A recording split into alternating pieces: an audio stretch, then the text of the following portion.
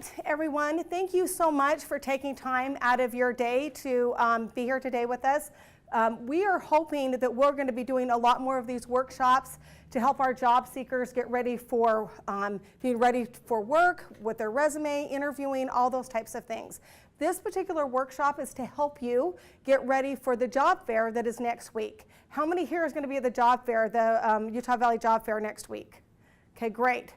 We're hoping that some of this employer panel, and thanks to our employers for being here, will help you, will answer some of the questions and help you be ready for that.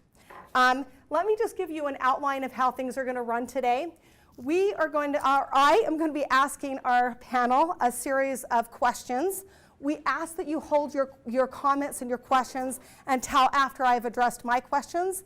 And then after that, I will be opening it up to the audience, and you can address the panel. Now, you can address one member or all of the members with your question.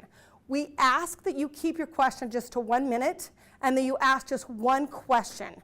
If everybody has gotten through all their questions and there's still time for you to ask a second question, you could do that, but we just want to be courteous to everyone in the room and keep things flowing. And my boss here, Chris Cook, is going to be here to keep me in line and making sure that we are not spending too much time on any one subject. So he's going to be kind of our timekeeper, that type of thing. Okay? So with that, we are going to introduce our panel, and my bios fell on the floor here, so let me grab them. First, we have Ashley Crane here. Ashley Crane is a talent acquisition manager for Entrata. She graduated from Revere University in professional sales. Post-college, she took an internship with Del Sol Carolina, which turned, did I say that right? Caraloha, excuse me, and which turned into a large-term career opportunity for her. She managed their internship program for 5 years and then moved to the tech world and into managing role of Entrata. Ashley oversees the recruiting team for both high-volume call center and career opportunities in Entrata's headquarters, and has been there for the last 4 years. Ashley focuses include strategy for high volume, consulting, development, legal, digital, traditional marketing, and leadership roles. Thank you so much, Ashley, for being here. Our next person is Rosemary. Rosemary Goodwin Bowen is currently the Human Resource Director at Revere Health. Prior to joining Revere Health, she worked at Intermountain Healthcare as a Human Resource Manager and an HR business partner. Rosemary has a bachelor's degree in business management from the University of Utah and a master's degree in healthcare administration from Weber State University. Rosemary has worked in human resources field for over 20 years in several different industries, including healthcare, financial services, public relations and communications, and high tech. Thanks for being here, Rosemary. Chris Cooper is with Provo City. Chris has over 35 years of experience in human resource field. She graduated from the University of Utah with a bachelor's degree in management. Her professional career began with the state of Utah, and she joined Provo City as a management analyst in October 1999. Her expertise has been focused in recruitment, policy, development, maintenance, affirmative action, harassment, investigation, and policy, and fire entry and promotional testing. Working closely with departments, she manages 12,000 to 15,000 applicants for 500 to 700 city positions each year. Wow, right? Okay, thanks for being here, Chris. Okay, Jordan is representing Spherion Staffing, and they specifically hire for Nestle. So he's going to be, you can be directing your questions for Nestle, okay, that goes through Spherion Staffing. Jordan Pritt, did I get that right? Pritt is an assistant branch manager for Spherion Staffing in their Orem location. He has been with Spherion for almost 4 years now, helping manage all of their accounts across Utah County. He also oversees the recruiting efforts in the branch to help match job seekers with rewarding position. Jordan states that it has been a genuine joy to assist individuals every day in finding jobs that allow them to grow in their careers. So thank you so much, panel, for being here. I can't get a hold of these papers, guys. I'm having a hard time. Okay, I am going to flip over here now, and I am going to ask you a series of questions. And if what we can do is, I'm going to start with Ashley, and if each one of you will answer them, and we'll go from there, okay? The first question that we have is, what does your onboarding or hiring process look like for Entrata? It varies a little bit along the way, but typically post-application, all of our applications can be submitted online at entrata.com/careers. Those go to myself and my recruiting team once we've screened and decided to move a candidate forward. A lot of the times we'll utilize a video interview through software called HireView.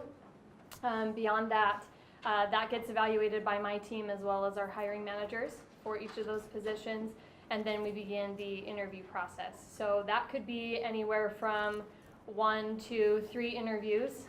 Typically the first interview is a culture fit, so you're meeting with the team, so those that you'd be working with if you were hired into that role. Beyond that, it would be meeting with your manager and another associate director, and then the final interview and the final sign-off would come from a director level or potentially C-suite, depending on the type of position. So beyond that, we also do a cognitive assessment test, which is just a basic assessment on English skills, grammar, pretty straightforward, a little bit of math in there, and that's standard across the company. And then once the offer letter has been, the details of that have been worked out, send out the offer letter, background check. When that's passed, typically everything's good to go beyond that point. So our training process is about, for our call center, it's a 4-week part-time training, and that's at our office in Linden. That is typically just learning the software, understanding the role, a lot of job shadowing and really integrating into that role. And then at our corporate office, we have a 7-day training where you're working with our training team, learning our software, meeting with your team, and just kind of understanding what Entrata does as a whole. Some of our teams will do an extended training once you get into the role. After that formal corporate training, they have their own team trainings just to make sure that you're prepped and ready to go as you move into that role. So we try and really, we have a really great culture at Entrata, and so there's a lot of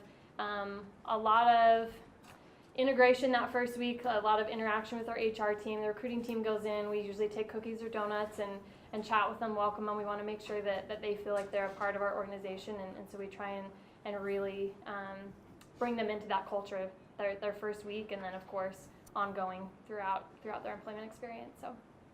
All right. So Revere Health is quite spread out. We've got 100 different locations located throughout the state of Utah, Nevada, and Arizona. And our hiring primarily takes place at the office level or the individual clinic level with our administrators and our office managers making the initial contact and screening of the applicants. All of the applicants go through our applicant tracking system, which again can be accessed at www.reverehealth.com/careers. At any given time, we've got a range of positions open, from physicians to physician assistants, nurse practitioners, receptionists, contact center, revenue cycle, business office, billing, coding, finance, you name it. We are a full service organization. We're very lean. In doing so, once an offer is made for employment, we have a full day of required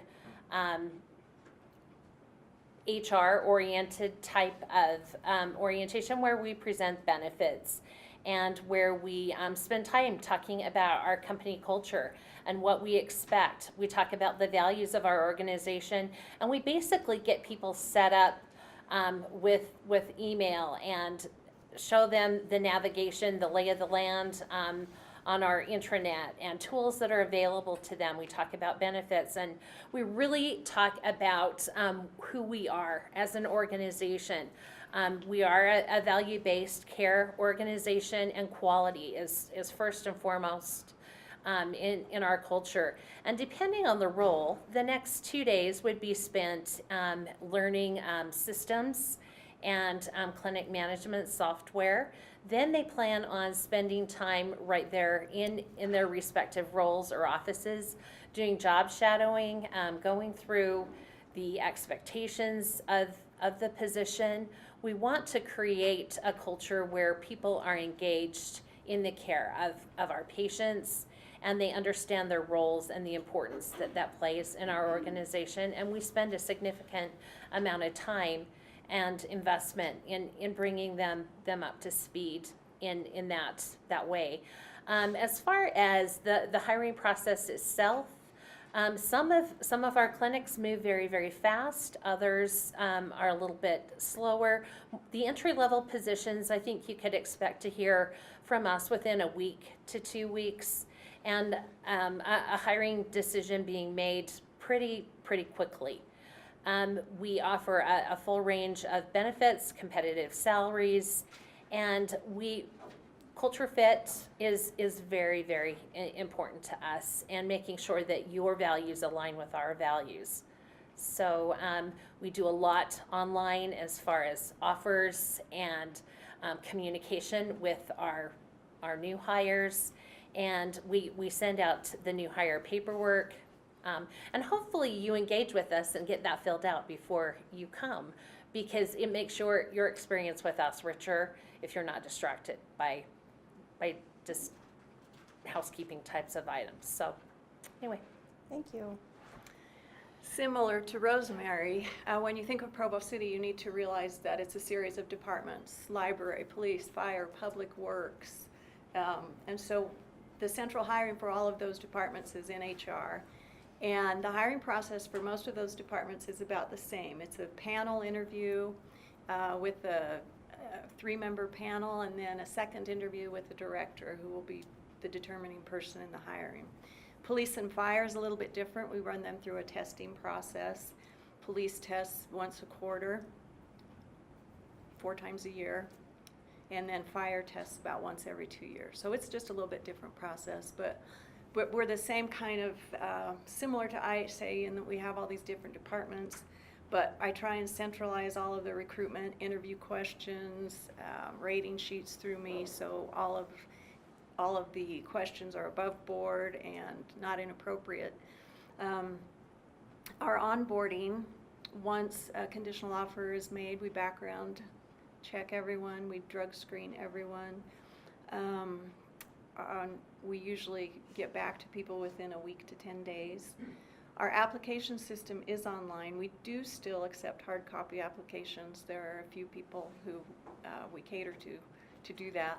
And we are looking for a new applicant tracking system, because that would be wonderful. Because I still do go through all of the applications. That's why I go through so many, as I'm still Miss Manual. So, but after a person's hired, we run them through a new employee orientation, which takes about a day. And then they go out into their respective departments for specific training. The training for a librarian is different than a water reclamation plant worker. So we trust the departments to train these employees, and they have a 1-year probationary period, and so they're always welcome to come back to us with questions or concerns that they might have. Again, we do our paperwork online, as Rosemary does, so we email that out to the applicants, and they fill it out and come into our office. The process is quick. I mean, it used to be you'd come in and fill out a packet of paperwork. It would take hours, and now you do it all online. You bring it in, you have your ID, we send you for the 2 tests, we get results within 24 hours. So that part of it has really been streamlined. Perfect. So for Nestle, once you've applied for that, we'll give you a call, we'll bring you in for an interview. That interview is conducted by me or maybe one of my recruiters there in the Orem office.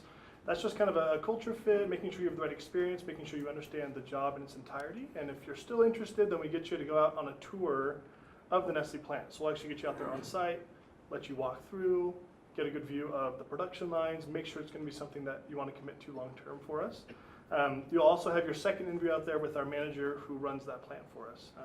And if she feels like you're a good fit, she can offer you the job, bring you back into our office. That's when we'll do all of our screening. So we've got like a background check, drug screen, employment verification that we'll do for you, as well as the hiring forms that we'll send through email as well. So it's all electronic.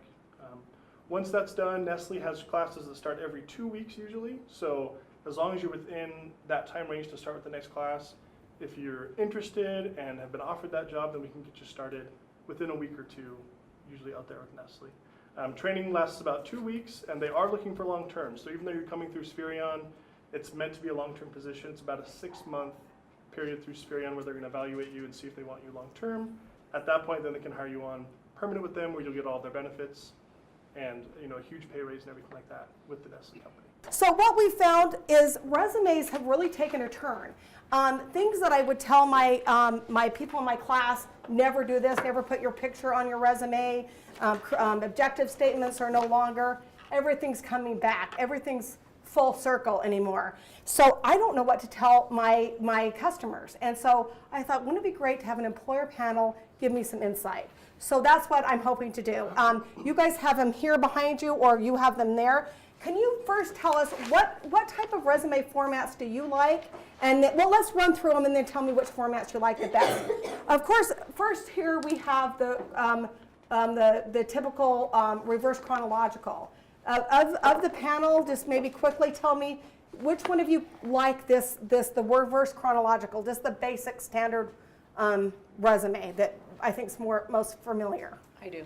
You do that, Chris and Jordan? Definitely. Okay. And I have to say it depends. I think it depends on the job. I mean, if you are a creative person, a marketing person, I would expect more on your resume or a different format than what you've got here. For just a regular type of job, I like this because it's clear, it's concise, there's white space, and it's easy to discern what technical skills, what work experience, and education they have. So I have to say it depends. It depends. Okay. We're going to move down to the next one.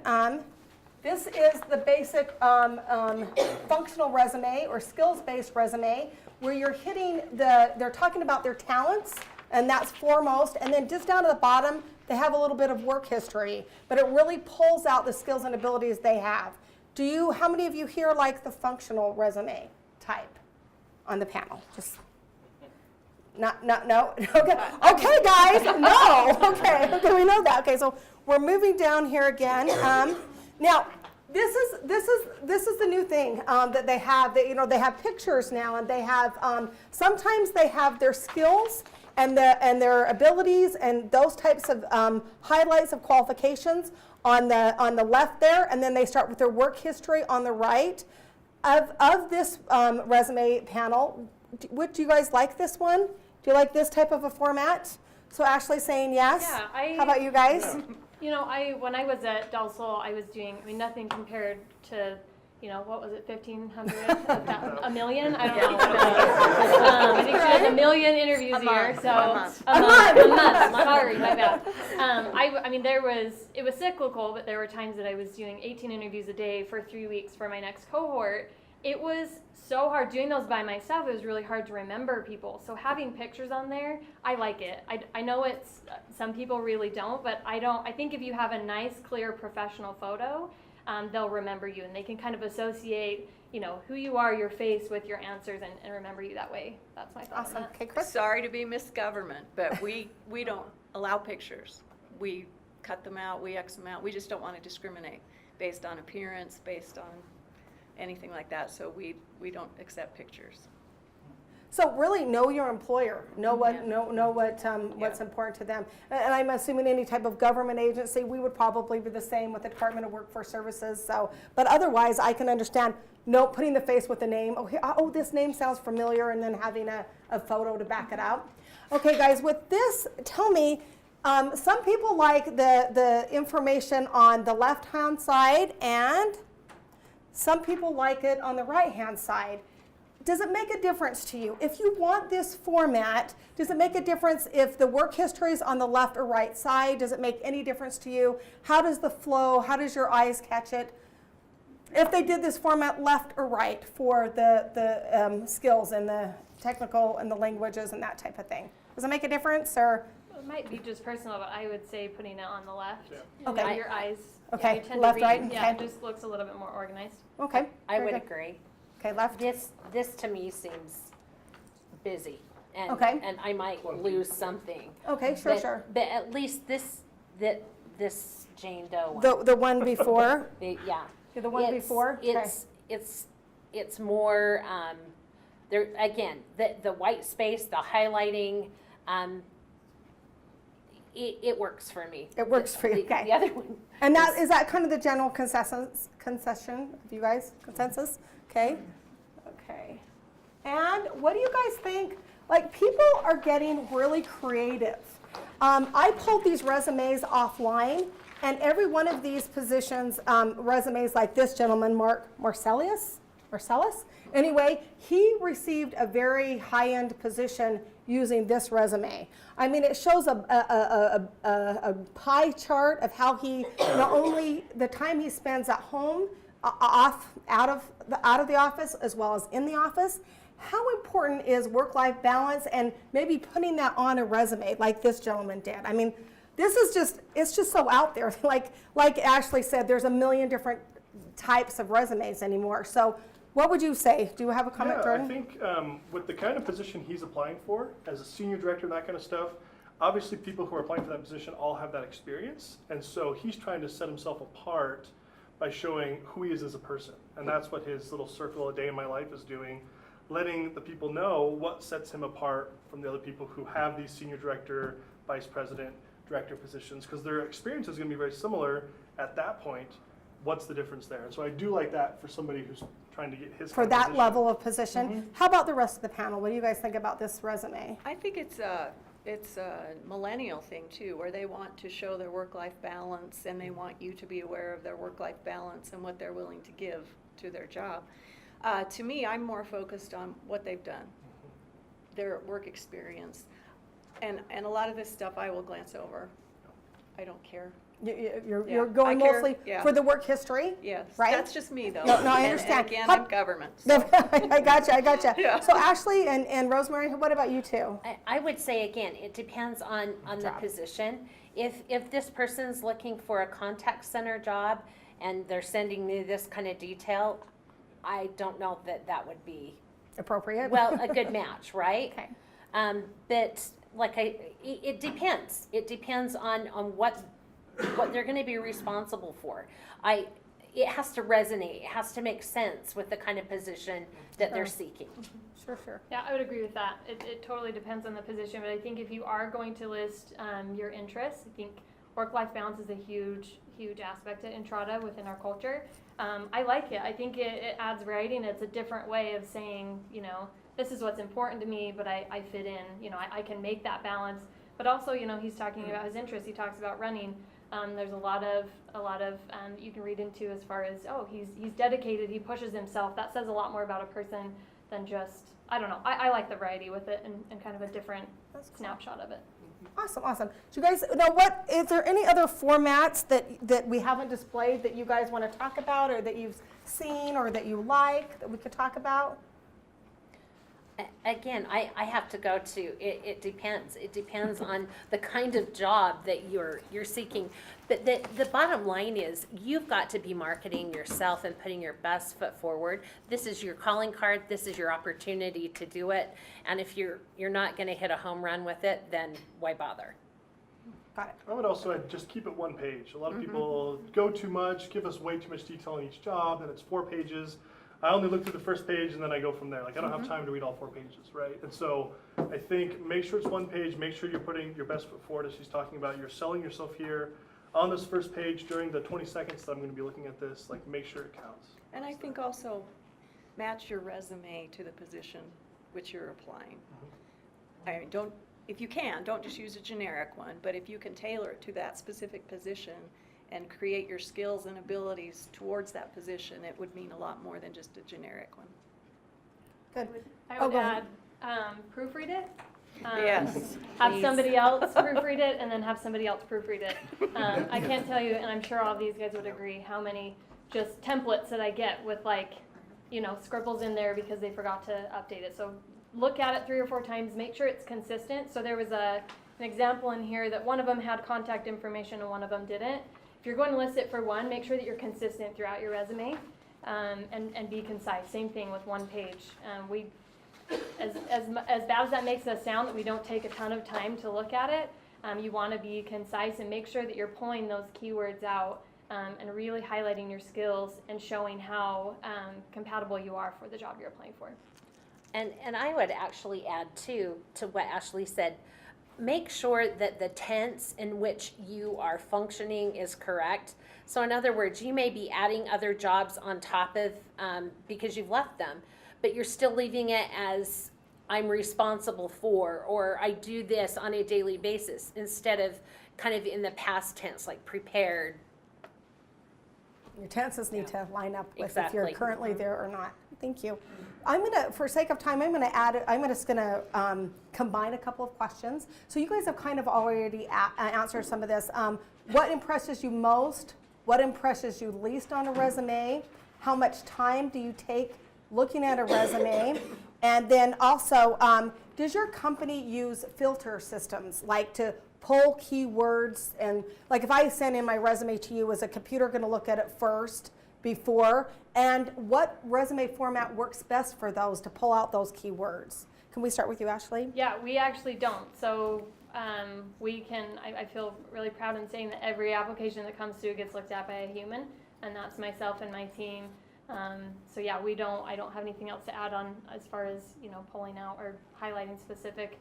I would think if you're applying for a job, you would want that in there anyways, whether it was a person or a software. But yeah, everything's looked at by humans. How should a job seeker address if they have work history and they have a 6-month or more gap in their work history? How is that best to address that on a resume? Of course, they're going to be honest, but how would that best be addressed on a resume? We have it all the time, volunteer service, stay-at-home mom, just as long as they address it honestly and it addresses the gap in time. Jail, whatever. Whatever As long as it they is, address it just be honestly. honest, Yeah. right? Yeah. Okay. Yeah. So just listing it as, just for clarity, listing it as if it were another. I don't think you'd have to list it on the resume. though. No, I on our agree. I wasn't sure application. if that's what you're Yeah. asking. No, is if they should list it's it? on a resume and then maybe also in an interview. How does that, like if, first of all, on the resume, how would you address it if it's been 6 months? And then maybe also in an interview, how do you address that? I say you haven't, we don't have anything for you for the last 6 months. What have you been doing with your time? Just, how to address both of those. And Maybe mostly both. ours is on an application where we have specific dates and times and so. And Jordan, you're saying don't put it on the resume? Yeah, I say you wouldn't have to. I would say just list your work experience that relates to that job, and maybe you have a job that doesn't relate to it, so you didn't put it on there, and then you can explain that in the interview. Hey, I worked here. This is what I did, during that time. But maybe it doesn't apply to that job, and so they wouldn't put a production or a line worker position when they're applying for a marketing manager job. Like it just doesn't make sense to have that on that resume tailored for that. So just address it, bring it up in the interview, be very forthcoming about it, and then we can just move past it. Like it's not a huge deal. You guys is in agreement? Yeah, I Okay, agree. very good. Okay. Correct. Let me see. Now, in an interview, what impresses you, moving on to from resumes to interviews, what impresses you most in an interview? What do you notice first about a person when they come in? What is the thing that impresses you the most and the things that impresses you the least in an interview? I think I've given up on appearance because people come so casually dressed anymore. And so for me now, it's what they say and how they present. If they have done the research on the job, if they have done the research on the city, if they've even gone to our website and can identify the job that they are there for, they're heads and tails above the rest. I mean, they just, if they have shown an interest, and we hire blue collar, white collar, the whole gamut. And if they've shown an interest and looked us up and even know what they're there for, they're doing pretty well. How about the Yeah, Ashley, you wanna I would start? agree with that. We do a fair amount to prepare our candidates. We send them, there's a lot of communication during the scheduling process, confirmation emails. We send them videos about Entrata. We figure they've seen the website because they've actually applied. So if they come in and they're prepared, we do, ask for certain dress standards, business casual, nothing super crazy, but so that's something. If they paid attention to those emails, they watched those videos alongside with doing their research. Knowing our values is really huge. Like I mentioned, that first interview is typically culture fit, and our values drive our culture. So even if you pull in one of our 5 values, that to us is like they did the research and we know. But also they took the tips from us. They took our our advice and they paid attention to the information we gave them. Good. The preparation is key for us. Showing up on time, being prompt, knowing who we are, that we are a physician-oriented company and clinic, not a hospital. again, clarity on the role that they've applied for. And you know what? A little bit of excitement, a little bit of enthusiasm goes a long way. Love that. A smile on your face and eye contact means the world. I'd say in contrast to that, this is the most impressive. It's also the least. Like if somebody comes in not knowing anything, they say, "Oh, I've applied for a lot of jobs. I don't remember what this one was." And that's like kind of disheartening to do that when we're doing an interview. It's like, I want you to get this job. I want to help you, but if you don't care about it, then I can't put you there. So just that's the least impressive as well for me. Is the complete opposite of that. If you go in not knowing anything, just kind of showing up because your mom made you go or whatever. I mean, make sure it's something you want to do and that you've researched it and it's something you're willing to put forth your best foot. Oh, and one other thing, when we do call and schedule interviews, if you can make that as easy for us as possible, I know we're all busy, but if we are going back and forth about a day and a time, this is a job, and if you want the job, it would be great if you could make your schedule available so we're not, haranguing back and forth about a time that will work for you. That would be helpful. Something that we dislike the most is people ghosting us. We don't do ghosting. If you want to work or if you don't want to work for us, let's be friends. We're okay. Just communicate with us, okay? Because our time is valuable, and if we have a physician and an office manager that have set aside an hour's worth of time to meet with you, and you don't show up, that's a problem. A lot of time, yeah. That's lost time and attention to our patients where it needs to be. Okay, real quickly, because we're going to be turning it over to the audience in just a bit. Can you guys tell me, starting, why don't we start with Jordan this time? We'll change it up. Well, Ashley's like, I'm always In the hot seat over here. But that's that star quality. That's right. Okay. So if you guys can ask this question, what interview question do you ask that it seems like the candidates are the least prepared for? Something that kind of shakes them up a little bit. If you could think of one question, what would it be that they're kind of like not quite prepared for? Yeah, so I guess mine's probably going to be different than theirs because Nestle is so many people coming in for it, so many people just coming into the agency as well. But a lot of times I ask them, what did you see when you were applying that made you feel like this was going to be the best fit for you? And a lot of people struggle with that. They just say, well, I like the pay, or the schedule looked great. Like it wasn't something that made me feel like this was going to be a great career option for this person. And so coming with that mindset, why is this the best fit for me? Why am I here? And being able to be prepared to answer that well and articulate your thoughts on that really well, I think is the hardest question I've had people come across that they don't seem to be able to get every time. Good. How about you, Chris? I think every hiring panel is different. We usually ask general questions like, what would your previous employer say about you? And that sometimes will stump them. Always the one, what are your weaknesses? How have you overcome them? A lot of people don't think they have any, and so that one is a stumper.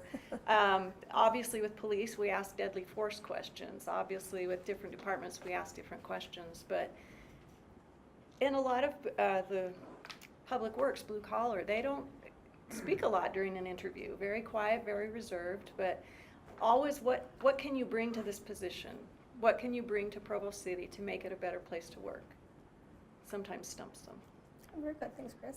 How about you, Rosemary? I would agree with Jordan, and people can't link up why they want this job and how it's going to get them to maybe help them further their career goals. Some people are very, very clear on what and how it links, but I think that causes them to really, it causes them to pause, right? And pausing's fine, take a breath, but be able to clearly articulate, it's just a foot in the door.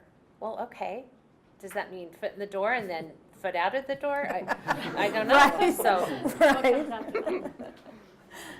Are you finished? Sorry, I'm done. I didn't mean to cut you off.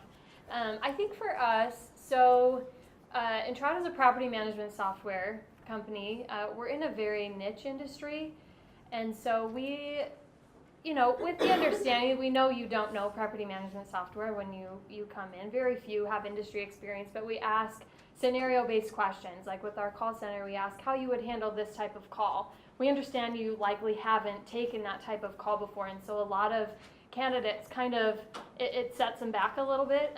But like Rosemary said, pause, think about it. You know, there's nothing wrong with taking a minute to really formulate your answer. But I think sometimes those scenario-based questions can be a little tricky when they think, you know, what are they looking for? I've never worked with property management software before, when really it's just to kind of see your critical thinking skills. So feel free to take a minute, but I would say some of those scenario-based skills, you know, where we're in a niche industry can kind of, you know, throw them off a little bit. Throw them but, off a little yeah. bit, okay. So I'm gonna revert to my boss. Do we need to open it up, or can I ask one more? We're good. We're good, okay, one more? We can keep on going, so that's good. He's my boss, whatever he says. Okay, so after the interview, what is an appropriate amount of time to wait before following up, and what is the best way to follow up with you?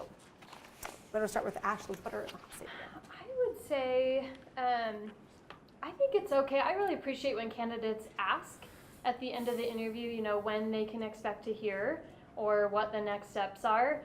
Typically, they'll have an idea, you know, by the end of the week, or if the process is faster, you'll hear from us tomorrow or by the end of the day. Usually the interviewer's okay setting those expectations.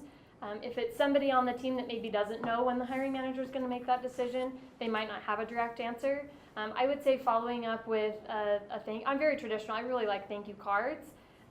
If you can bring it back, maybe not leaving it at the front desk on your way out. I think that says they write it before the interview. What if the interview are really, really bad? So I think I'm just super traditional in that way. I think that's a really nice touch. But I think a simple email, following up with the recruiter and thanking the recruiter for their time, and then asking, you know, if I could have the contact information of those that interviewed me, or if you don't mind passing this along if they can't give out that information, and following up, I think within 24 hours of just, you know, thanking them for the interview, maybe tying in a few points that you talked about so they know you didn't write it ahead of time, is nice. And then if you haven't heard back from them, I would say, you know, by the end of the day that they said they'd get back to you, or maybe that next business day, and just following up, I feel like that's appropriate, and we would be fine with that.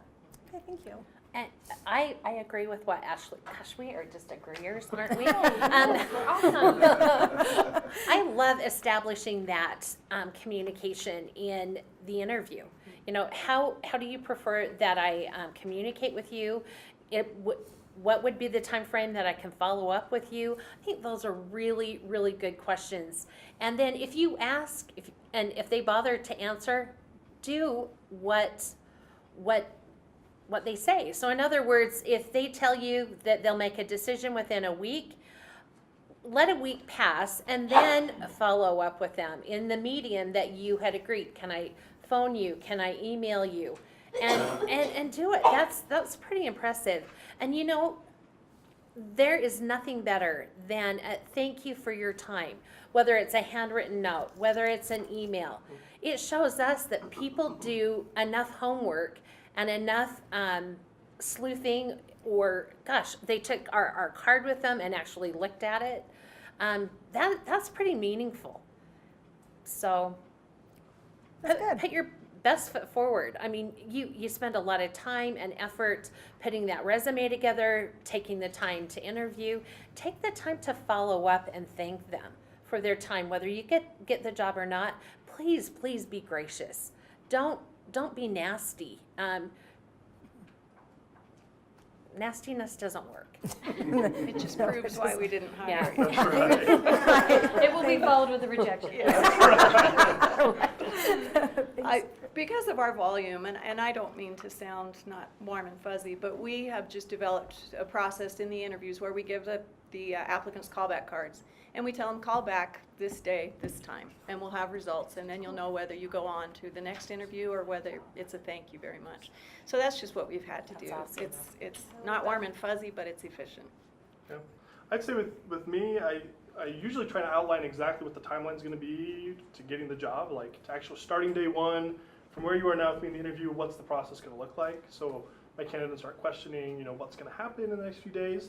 But I would say, you know, with most jobs, it would be just ask the employer. I mean, that's the easiest way to find out. Everyone's going to have their own way of how they want to do it. Just be up front at the interview, ask, you know, those questions, find out exactly what the timeline they're going to be basing it off of is going to be, and then just go from there. Very good. Okay, another to the panel. Gonna put Ashley back in the hot seat again. I like to start here. I'm a left to right girl. That's Okay. right. Fine, so I guess we're being the last one here. No offense to you, but it flows well. Okay. How does a candidate best address the question, why did you leave your last job, if he or she was fired? So in an interview, if the candidate had been fired, how's it best for him or her to address that? I think it's important to be honest and direct about it. It's not going to be comfortable. I think it's important to highlight what you learned from that experience and possibly offer references from individuals that you worked with there that could speak to your work ethic while you were there, aside from those circumstances which you were let go. Very good, thank you. I agree. You be honest, you be forthright, and you know what? Be insanely positive. And then if you can illustrate what you learned from that not so positive experience, but if you're telling us negative things about your employer, about your boss, that's not good. But please be honest, be neutral. I mean, I'm not saying you have to love them. Now they fired me, but I love them for it. No, that's not honest, right? But it didn't turn out the way that I had hoped. But this is what I've learned from it, and I've moved forward. I've taken these steps. I'm looking for someone who's proactive and someone who's not going to be stuck in a rut of hate.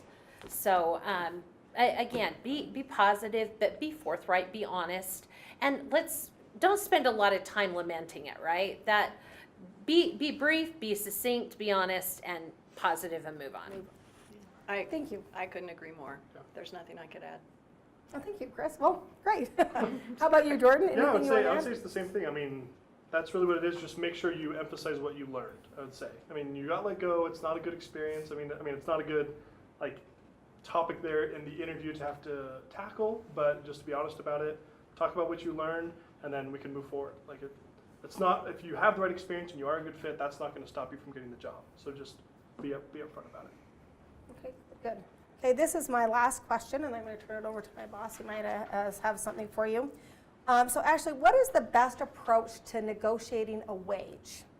So you've got their final interviews, and there was no set wage posted. So what's the best way to negotiate a wage? Well, a lot of our entry-level positions, we don't have the ability to change that. So I think if you're applying for a position with a set wage, maybe just asking questions. First of all, ask if it is. Is there any room for negotiation within this wage? Is there any give or take on that? If it's, I'm sorry, this is what the wage is. Ask about opportunities for growth. Ask about, what do the next steps look like for me? If this is where I'm starting, where can I go? Get your information on your benefits. Are there any opportunities for bonuses? We offer a lot of incentives for performance, referrals. There's a lot of ways to kind of supplement the income, but there's a lot of benefits that come along with that. And so I think just doing all of your research and asking those questions and letting them know, I'm interested in this job because of this. If this is where it starts and there's no room for negotiation on that, where can I go from here? What's next? What's that next step look like? What do I have to do to get there? So. First and foremost, I want employees to know that we're not trying to lowball. We try to do our best offer given the information that we have. In some positions, a lot of positions, we give credit for applicable experience. And if the offer's not, first and foremost, we try to establish that the range, the hiring range for the position is going to work for you. Otherwise, let's not waste your time. Let's not waste our time. Let's make sure that it's within an area that we can both work in. And the other thing too is provide what you can on the application as far as applicable experience. If you don't take the time to fill out the application and provide us with the details that might be important as we consider a job offer, then consider we've done our best offer for you based upon what we've got. So Again, it never hurts to ask, is there room for negotiation? Is there something that I'm not understanding, or can you explain to me your benefit package? Shame on us as an employer if we haven't provided you with that information on the value of that total reward or total package, right? So it's a give and take, back and forth. It's okay to ask questions, but if you absolutely need to have a certain rate, and we're miles apart even before we interview, we shouldn't have gone down that road. Exactly. It's the same with government. We have a set salary range. We have steps within that range. Our hiring officials can only go so high in that range without approval of the mayor. And it never hurts to ask. We send out the conditional offer letter. If they're not happy with it, they can counteroffer and just see where we go from there. Yeah, for Nestle, there is no negotiating the wage. It's just kind of a base wage that you start out at. But being curious in the interview as to how you can get hired on permanent, or when those raises are going to come is a great question. I do like people who want to come forward, want to see what they can do. What do you expect out of me to be able to get this promotion or this raise? And that's always a great conversation I love to have, to explain to them, hey, this is what we're looking for. This is what you can do. That sets a good precedent there right at the interview start. Thank you. Thank you so much for answering my questions. I really appreciate it.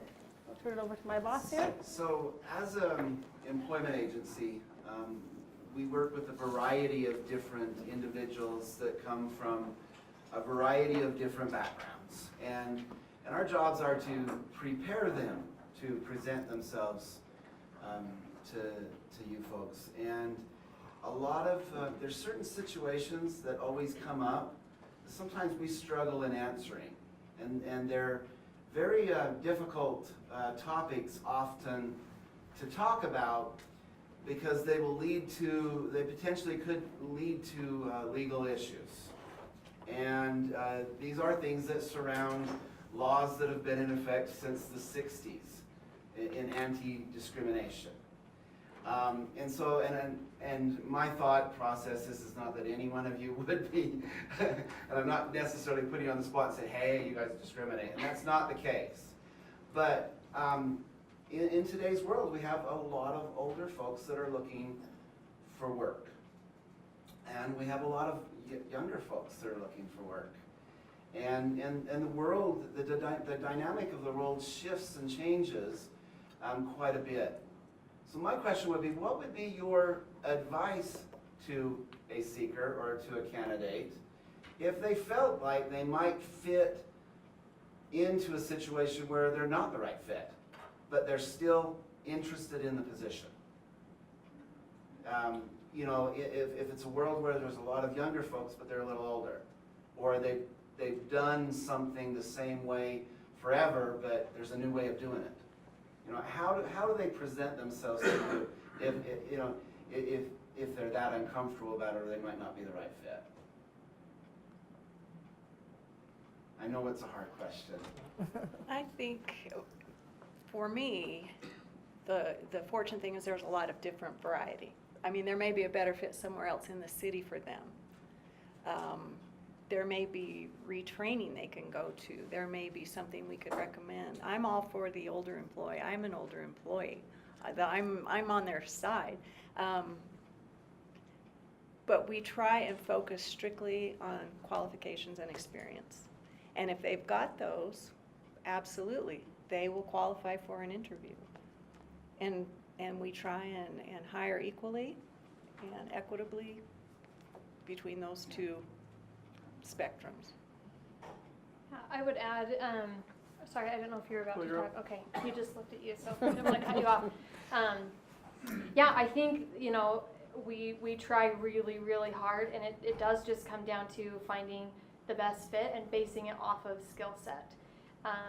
Like she mentioned, there's a lot of variety. At Entrata, we have a lot of variety as well, and I think one of the benefits of having my team working together and seeing all those resumes, it's very, very often that someone will apply for one of my positions, but they might be a better fit for one of my recruiters. We work very closely together, and I can easily, reach out to the candidate and say, your skill set is good for this role, but it might be better aligned with this role. Take a look. If you're interested, we'd love to get you on track for that role. So I think having a variety and really working with the candidate, I like to look at myself as a candidate advocate as well. It's kind of a fancy self-acclaimed title that I gave myself. But I know what it's like to be, I know what it's like to be on that side of the table and that side of the application, and it's hard, and it can seem like a full-time job looking for a job. So we want to make sure that we're finding the best fit for you, really pulling out your skill set and making sure you fit in with Entrata in the best place, where you can then advance your career. So I think having a lot of options and being open about it with the candidate, and getting their feedback on their interest levels, and just having those options for them. I would agree. I mean, cultural diversity, no one wants to work with everyone like themselves. We love the diversity at Revere Health. And again, if it's not a good place, we've got a large contact center. And if it's not good on one team, maybe it's a better fit on another team, or with our business office, or our cash posting, or even one of our clinics. So it again depends on the interest and about the availability. And I guess the one thing that I do ask for candidates to come with is being open to all the possibilities, because there are a ton that we can try to find the right fit for them within our organization if their skills and their experience are what we're in need of. I would say, to answer your question about what do they do if they're not confident in their abilities to get that job, I would say, if they have the experience and they know that they can work that position and it is what they want to do, I would say go into the interview confident, go in there knowing that you're the best fit for that job. When you go in there kind of wishy-washy, not sure if this is the best fit, I don't know if I can do this, that's not going to make me want to give you the job, right? Go in there, know that you can do it. If you have the experience, prove that in the interview, show that that's something you can be qualified for, and it doesn't really matter your age or anything like that. You're going to be a good fit, and we're going to give you the job. So just make sure it's something that you know you can do, and then go in there and prove it. I guess the thing that I mentioned being open to all the possibilities. If they're coming in and saying, I'm a match, I can do this, I can do that, but I can't work this day and this day and this day because I've got these other things, then you're not a match for the job. You're not open to all the possibilities, right? It's like, give me the job. Well, we would love to, but you're not open when we're open, so hey, that's not a good match. You know what, thank you. I honestly couldn't have asked for better answers. We really struggled with giving folks the confidence that our employers are looking for just the right person, and it won't matter about these other things that some folks could be considered to be discrimination. And that's the way the world is moving today. And a lot of them may come in with that angst about it, and it's probably going to show before you even ask them a question. And so I appreciate the candor there. Thank you. Are we gonna? Okay, we don't have a lot of time, so let's open it up to the questions. Yeah. Thank you, Ashley, because we're right. That's wonderful. You know what? You never stop being a recruiter. Right, absolutely. You go to the grocery store, you're a recruiter. That's right. And on the flip side of that, you never stop being a job seeker and you never stop interviewing. It's true. It's true. Do we have any questions back here, sir? Can you speak up loud and we can hear you? That's not a problem. You might be the only 4 employers in the whole state that this doesn't apply to, but I've known many people over the age of 50 that would totally disagree with your characterization on age, who will say countless times how many times I'll go up again for an interview, and as soon as the person sees how old they are, the interview ends very quickly. Age is a discriminating factor in most employment. That makes me sad. It's to true, though. hear that. It's true. Because I'm one of those people. Ha! And you know what?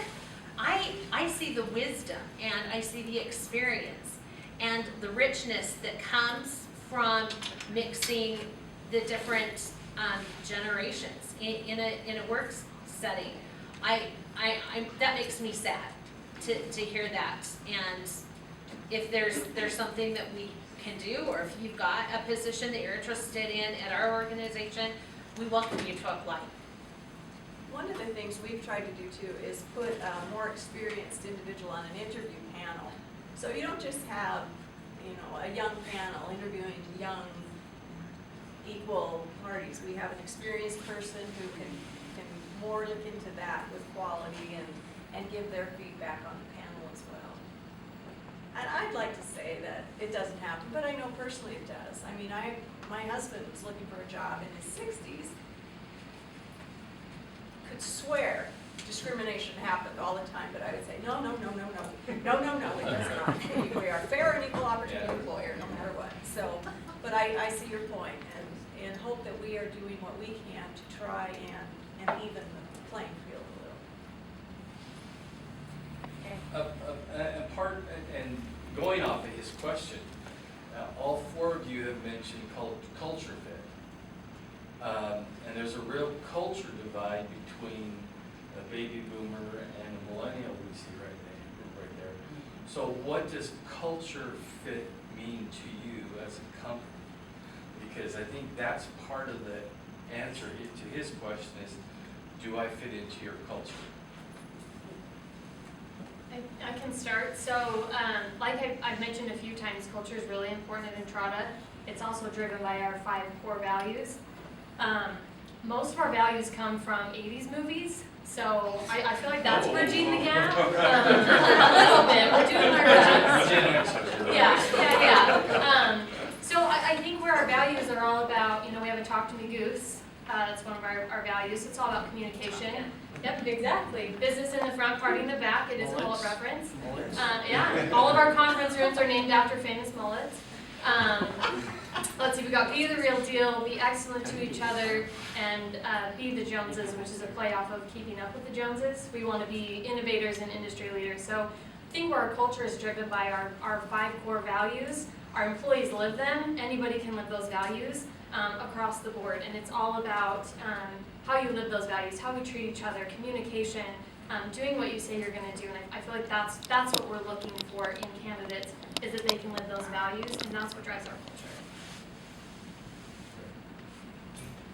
I think if you're coming in with an equal skill set, we love the experience. We've got a very diverse workforce, and we think that makes us a better company and richer because of that experience. And we try to embrace what that brings into the workspace. Again, but somebody needs to be open, coming in and saying, I'm only available, if we post the job, we need you Monday through Friday, 8 to 5. And you say, well, gosh, I can't work on Thursdays and I can't work on Tuesdays, and oh my gosh, I want every other Friday off. That sends us a message that you're not open, that you're not available. And while we like to work with you, our patients have needs 24/7, and we try to meet our need with the needs of our candidates as well. So again, I think it's a matter of coming in and being excited about the opportunity, and I think it's all in the presentation and how someone presents themselves in a lot of the capabilities and a lot of the interviews. So make sure that you're sending a message that you're open and that you're excited about the job.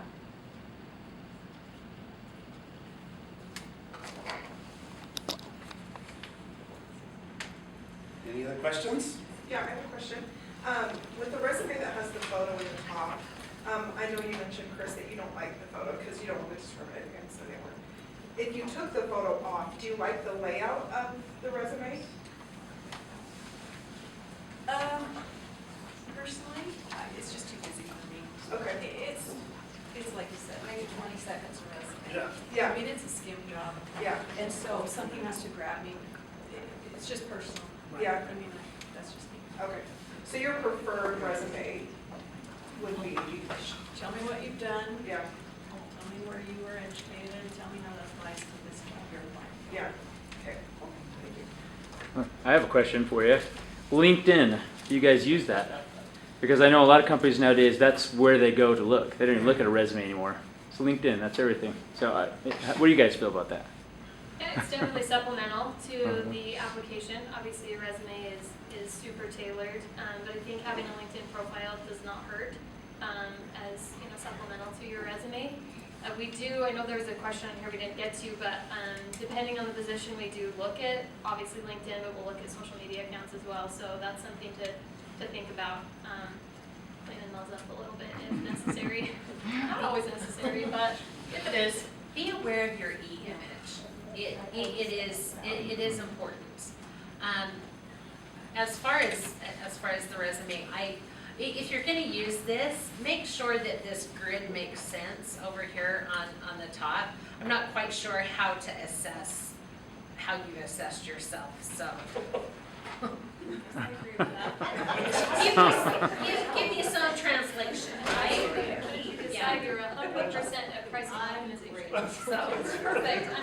Help me help you.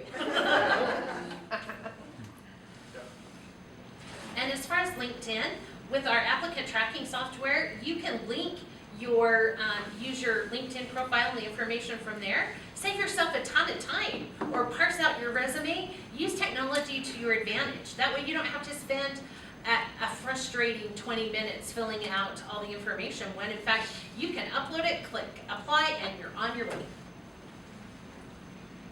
If I may, and so piggybacking a little bit off that LinkedIn, the professional networking, we all know that in 2019, there's a high amount of social networking. So how much attention do you pay? Do you pay to the social media sites? I would say it depends on the position. I'd say it's kind of a thing for a lot of the positions. I mean, it depends on what you're trying to do. If you're going to be a social media coordinator in a job, obviously we're going to look at how you handle your social media and what your voice is there and what you're trying to say. That's kind of a template for maybe how we want you to handle our social media. If it's a production job on a warehouse line, your social media isn't really going to impact or influence my decision of whether or not you're good at the job. And so not going to be scouring through your LinkedIn, not going to be scouring through your social media for that kind of a position, but I'd say it really just depends. I don't look at social media, but I don't discourage the hiring officials from doing it if they want to.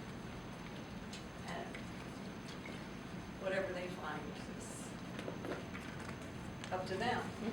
But it's hard to unsee or unknow. Yeah, Yeah. you still want to work with them, that's Yeah. your call. I think it was mentioned that, some employers, it might not necessarily be absolutely necessary to highlight it on the resume, but address it in the interview. Typically, for our interviews, we encourage those that are meeting with the candidate to have the resume there in the interview and use those as talking points. Talk about their background, their experience. You know that they've seen your resume, bringing it up and saying, you might notice a gap in my work experience. Here's what happened, and here's why I'm looking.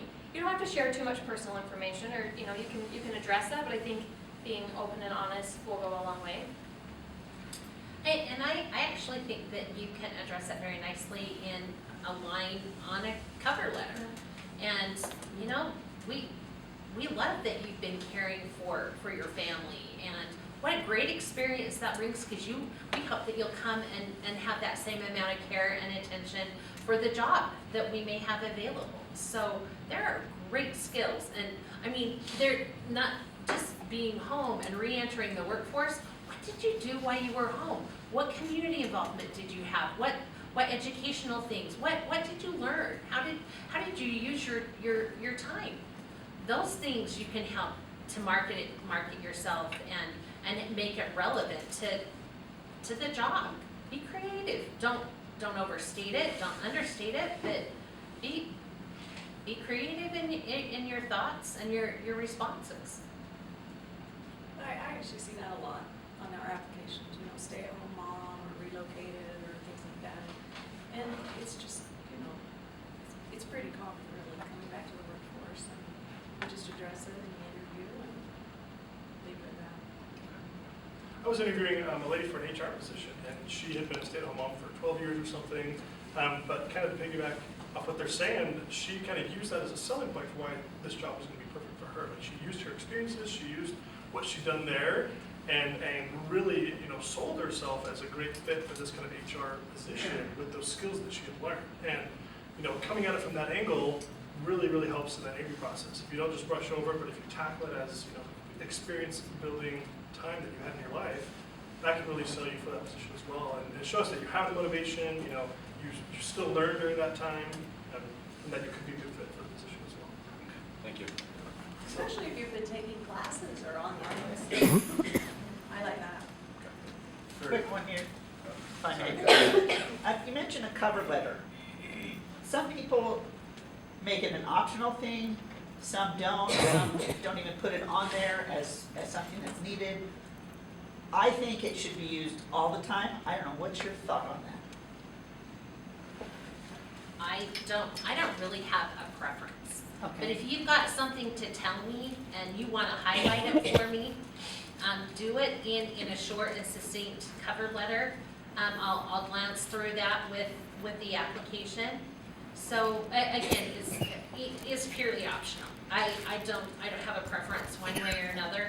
But I figure if you're going to put it there, it ought to say something more than dear occupant. It ought to be saying something to me that's relevant to the job and why you want it. Yeah, so for me, the cover letters I've seen a lot of times aren't very well written, like they're not composed very well, and that in and of itself almost turns me off before I even get to the resume. The fact that it just doesn't flow well, it doesn't make any sense, and now I'm just confused, and I don't really know what they want. So if you're going to do that, make sure you know how to do it, make sure you've researched it, and written a good cover letter that applies to that position. That can definitely benefit you, but on the contrast, if it's not good, it's going to detract as well from your experience. I'd say if I spend 20 seconds on a resume, I'll spend 10 seconds on a cover letter. But we do use them for our higher level positions, directors, assistant directors. So it depends on the position. Yeah, we haven't utilized or asked for those as much. It depends on the position. Similar feelings that have already been shared, but I think we'll specify in the job application if we want to see, or the job description, excuse me, if we want to see that included with the application. This gal had a question. I want to give her a chance to, she's had her hand raised like 3 times. Well, I keep going, is it a stupid question? No question, you're stupid. You have to take one. Yeah, Because I'm old school and I'm coming from, we teach high school students and we're trying to prepare them for the world's work. On an application, we have, at least I have been telling kids not to put in that expected salary at their age, just because a lot of times they have no clue and they'll put it in really high or super low. Is that still kind of the norm, or do they not even ask that expected salary on an application anymore?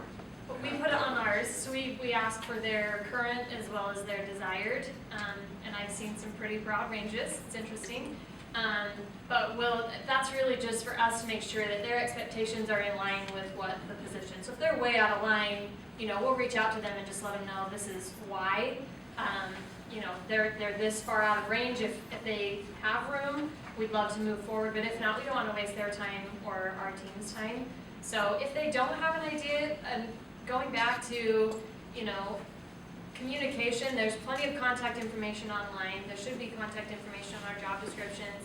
Reaching out and just saying, is there a recruiter I could talk to over this position? And kind of getting an idea. I'm not quite sure what to put on this part of the application.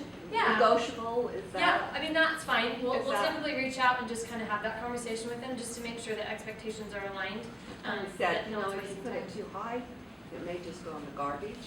If you put it too low, you lost your opportunity to negotiate, Yeah, it can be. Especially at their age, as you get older, I understand that, or if you're only willing to work for this amount of money, then it's out there, and Yeah. if they don't want to pay it, then they're not going to look at you, and that's fine, because you're not going to work for any less, but.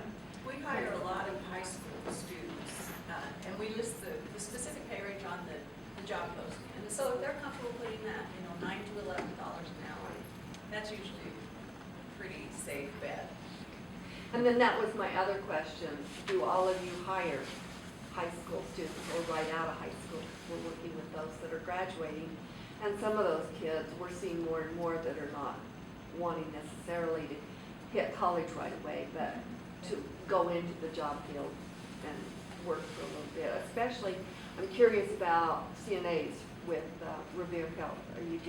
Do you hire CNAs? We absolutely do. The only caveat is that they need to be 18 years of age. And that was my question. And if they are 18, we would take them on in an internship or an externship type of role, especially if they've got medical assisting type of experience. I mean, and then we'll just count the months until they turn 18 and we can So hire you would them. take them as an intern before they turn 18? No, And we on paper, cannot. they have to We be- cannot. They have to be 18. Have to be 18 Yeah. to do even the internship. Yeah, I But- mean, the bloodborne pathogens, the regulations around that, HIPAA, there's a lot of. I was things getting all that- excited because I knew you didn't. We look at 14, we hire 14 and above.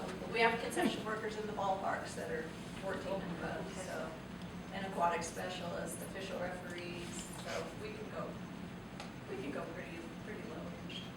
Right. And Nestle's, do you have a corporate office in Orem? Yeah, so our hiring office is in Warren. That's where we use stuff out. But yeah, 18s they use them as well for Nestle. But I would say your question with the resumes as far as putting negotiated salary, I mean, for my positions, if they've applied for the position, they're telling me right then that the wage I put on that on the That job they're description acceptable. is that's something they're looking for, right? So especially somebody who's entry level and really doesn't have experience, I would almost say leave it off the resume. It's not really applicable to their situation. It's not applicable to this job.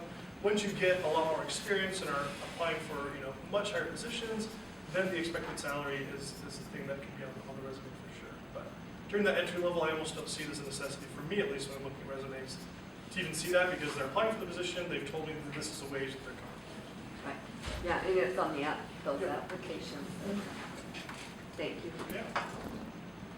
The question back here. Yeah, if somebody has background issues that they deal with, we deal with that quite a bit. And I know that you're pretty clear on posting it, those type of things in your job, I guess announcements or information. What about bonding? Because Workforce Services, through one of our grants, we have a bonding program where we're able to offer something like that. Would you guys be willing to work with somebody who could offer like bonding services? I don't know enough about that. Yeah, It's like an insurance policy, up to a certain amount, if there's issues based on their backgrounds, that policy would help recoup any losses. We're actually willing to work with people who have background issues. There are two deal breakers in our industry. That's sexual abuse and physical abuse. We cannot work with people with those things in their past. Perfect. Yeah, we take every background check on a case-by-case basis. It also bodes very well for the candidate if they're upfront about it. I understand this requires a background check, here's what you're gonna find, as opposed to, there's gonna be some surprises, so. Right, but if they came to you and said, I have some background issues that happened 15 years ago, whatever, and you said, would you consider me if I was able to be bonded, and they were able to present the information on that, would that be something? We would consider it before that, so I would think so. I'd have to confirm with our HR director. A lot of it's sounds like case-by-case basis. Yeah, so we let our candidates know that, if you're gonna go through a background check, each one's looked at by our HR team. There's anything on there, that's, there isn't anything that's like an absolute no. Yeah, I mean, for it's us. like a lot of the ones I deal with. I'm with Brandon and helping a lot of single moms. But maybe there was something, like 10 years ago where it was like, a misdemeanor, and it's like you would think, well, that wouldn't discriminate, not discriminate, but disbar somebody from being employed. But it really can become a big issue, and so. Just the best way around that, and I usually give them the advice, and so I'm with Ashley. I like that. Just be open and honest about it, and that's what I say up front. Is just because if you find out, it's like nobody wants to. As a hirer, you find out later. You're like, oh crap, why did we waste the resources and the time? And you kind of wonder why they're hiding Yeah. it as opposed to like this happened this is what I learned, here's where I'm at, you know, just so you Yeah. know when you get my background check. And a lot of it, how far back do they go on background checks? Yeah, I think We so. only- years is the we only, standard. we only consider 7 years. Okay. Unless they're on the sex offender registry Yeah. or on the registry, barring them from working for any government agency that receives CMS funding. Yeah, okay. All right, thank you. So just for clarification purposes, it sounds like if there's going to be an elephant in the room, that you would rather the candidate bring it up than you have to. Always. That was his name. Yep. Bring him in and introduce us. Nice. And then one, going back just a little bit, we talked a little bit about cover letters. If they are offered, we've talked about different styles of resumes. There are a few different styles of cover letters out there. So is there something that's more preferable for you guys in a style, traditional letter, or there are a few different variety of styles that are out there as well? I don't know if one's better than the other. I think you guys see what's better. Again, I think it depends on the position. If I'm looking for a creative writer and it's a chance through their cover letter to give us an example of that, I'm all on board. But, I'm looking for simplistic, easy to read, scan, and move on. Concise and highlight your skills and, yeah, it depends on the position as well and no preference on style. 1 page too. Yeah. We don't need We read on the weekends. Yeah. Okay, thank you. Actually, that brings me up to my question. Didn't come over here so I can see you guys. My name is Daniel. You're off the hook because you caught me at cookies and donuts and 80s movies. I got a guy. But I'm hearing that, one person saying they want 1 page and another saying they want to see your skills. Me being 48, I have plenty of skills, plenty of experience. Which way do I go? Who's correct and who's not? I'd hit on the ones that pertain to the job for which you're applying. And you don't need to go back that far. Usually 10 to 15 years is a good review of your work. Okay. Perfect. Thank you. I would add to that really quick. Yes. So if you go back 10 to 15 years and you maybe had some employment Yes, ma'am. that brought skills out, or you learned skills at those jobs that you're not highlighting, add a skills section and add those on there. And then when you're in that interview, you can highlight those and say, it's not on my resume, it was, 16 years ago, but I learned X, Y, Z from that. So still being able to highlight all the skills that you have within that skills section. Yes. You don't need to have a 10-page resume with all of your experience if need be. So you're saying apply it to the job you're applying for? Exactly. Yeah. Okay, but also I know you say putting your foot in the door is a bad answer for a question in an interview. You know what, I don't necessarily think, but if that's the only reason that you want this job, try to dig a little deeper. What interests you about our company? Be able to articulate that. I'm okay with foot in the door. We all have to start someplace or have a latch hold someplace. But you know what? I have an interest in healthcare. I really want to, if you're applying for a skilled labor position with us, I would love to have you or help you have your facilities be the best that they can be, so that you can render care to the patients that you serve. You're connecting the dots. Yes. The reason I brought that up is because I've been on panels that give interviews. I've been a supervisor for most of my career, or life, I should say. But say like Nestle, for instance, giving interviews for potential employees or supervisors, I have found that people that don't have the experience with your company tend to fail because they don't know the product, the system, and how it works. Sure. So for me, to come to Nestle and say, I want to put a foot in the door and show my work and learn how the process goes, and eventually end up supervisor manager.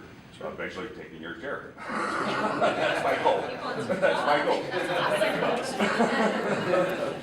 So. Yeah, I would say for this kind of position where it's entry level, that kind of thing. I mean, if you're connecting the dots already, you're saying I want to be a supervisor. This is what I want to be. This is why I want to do it. You're not saying I just want to get in. I need a job. Like I just need something. Like you're saying, this is my ambition, this is what I want to do with your company, this is why I think you guys are a good fit, because you have these advancement opportunities. That right there is already selling me on the fact that you could be a good fit for this position because you want that. So Thank you. you're already connecting the dots and going to figure it out. So. Well, my time has been up.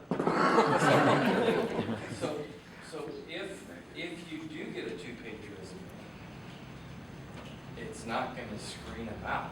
No. That 2-page just better be easy to read. Yeah. 20 seconds, right? Fascinating. You know. Big font. Fascinating. Yeah, big font. Because what I was taking away here was like, oh my gosh, you know, you're dead in the water if it's one page. But if they do get you a 2-page or a page and a half, as long as you can get through in 20 seconds, boom, they're still good to go. I mean, if you're a physician applying for a position with us or a care provider, oh my gosh, I get many pages. So again, it depends on the position.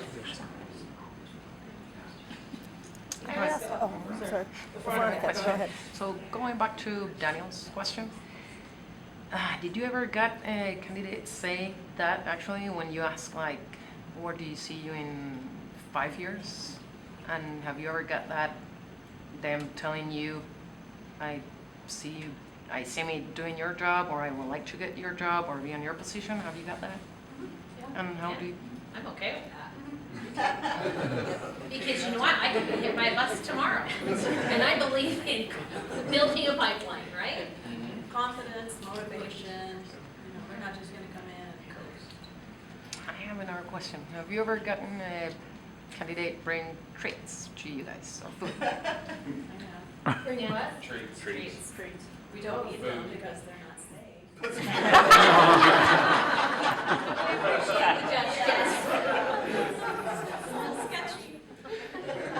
Yeah, for me, it depends on where they came from. If it's a donut, a cookie, or a taco, I'm probably not gonna say no.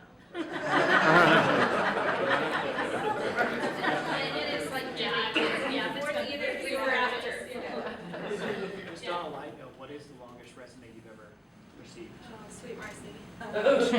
My husband's is 8 pages. Oh, That's about it. Yeah, I've seen 7.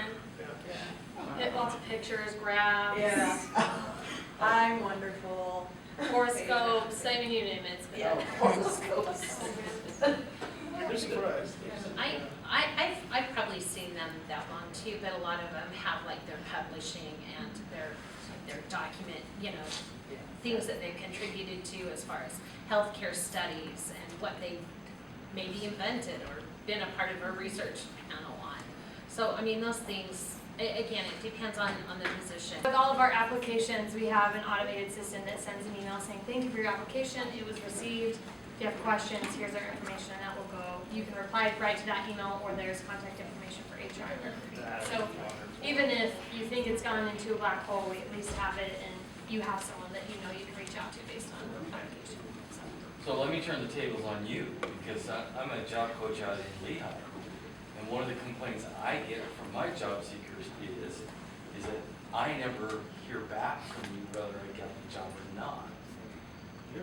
And so they're complaining because you're not telling them whether or not they got the job, and they're left hanging.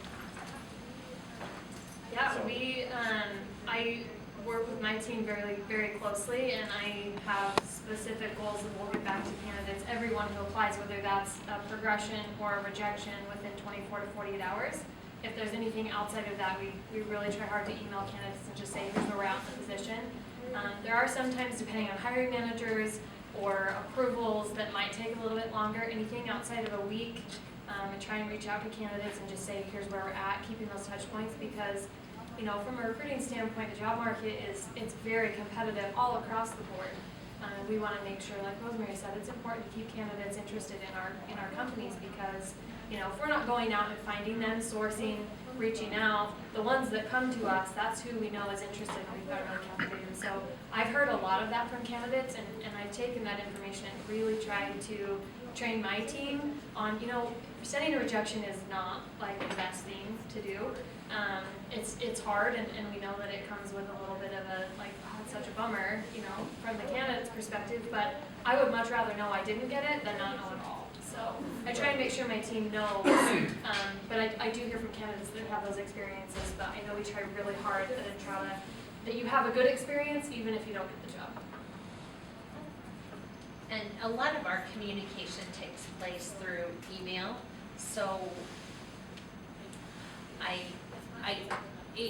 as much as I would like to say for the thousands of applicants that we get every month, we can have that personal touch, that personal reach out. You, at the very minimum, should at least be getting an email letting you know that thank you for applying and that it will be reviewed. And if you don't hear anything, you should hear something via email that the position's been filled or canceled or not going to be filled, something letting you know so that you're not out there hanging. And our applicant tracking system should at least give you the option to see the status of the job as well. I think the way to answer it is each company's going to have a different way that they handle it, right? You've got two different ways here. Nestle does a little bit different as well, but it's big for the candidates to follow up within those couple days. Get the timeline from the employer, follow up themselves, and make sure if they're not hearing anything back, to follow up. Each employer should be able to respond to that pretty easily. But each company's doing their best to reach out to everybody, but it really depends on the position. Sometimes there's thousands of applicants coming in for it. You don't have time to reach out to every single one and say, sorry, you get the position, But if they're reaching out to us, then we can respond pretty easily to that person. So we need to encourage our job seekers that if they haven't heard, to follow up with you. I would say the first thing is in the interview, ask about the timeline, right? And then follow up based on that. But every job seeker should be doing that. That's just a great practice to have. Follow up their reference.